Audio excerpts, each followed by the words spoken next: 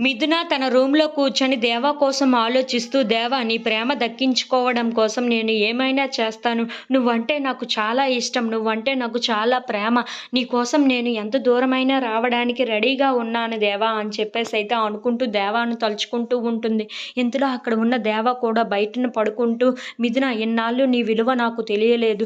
కానీ ఇప్పుడిప్పుడే అర్థమవుతుంది. నీ చెయ్యి గాని వదిలేస్తే నా ప్రాణం పోయినట్లుగానే అవుతుంది. నీ ప్రేమ దక్కించుకోవటానికి, నిన్ను దక్కించుకోవటానికి నాకు చాలా పెద్ద అవకాశం దొరికింది. అందుకే ఎలాగైనా సరే నీ ప్రేమ నేను అందుకుంటాను. నీ ప్రేమను నేను దక్కించుకుంటాను" అని చెప్పేసైతే అనుకుంటూ మిథున కోసం అలా ఆలోచిస్తూ ఉంటాడు. ఇంతలో అక్కడ ఉన్న మిథున అయితే దేవాను తలుచుకుంటూ చాలా సంతోషంగా, "దేవా నువ్వు నన్ను ఒక్కసారి ప్రేమిస్తే చాలు మన బంధం బలపడుతుంది" అని చెప్పేసైతే అనుకుంటూ దేవ కోసం అలా ఆలోచిస్తూ ఉంటుంది. ఇంతలో అక్కడ ఉన్న దేవ కూడా, "మిథున ఈసారి కానీ నిన్ను నేను చేజార్చుకుంటే నా ప్రాణాలను నేను కోల్పోయినట్లుగానే. నువ్వు నాకు పక్కనుంటే నేను ఏదైనా సాధించగలను. ఇన్నాళ్ళు నీ విలువ నాకు తెలియలేదు. ఇప్పుడిప్పుడే నాకు బాగా అర్థమవుతుంది. నువ్వు నా పక్కన ఉంటేనే నాకు బలం" అని చెప్పేసైతే అంటూ ఉంటాడు.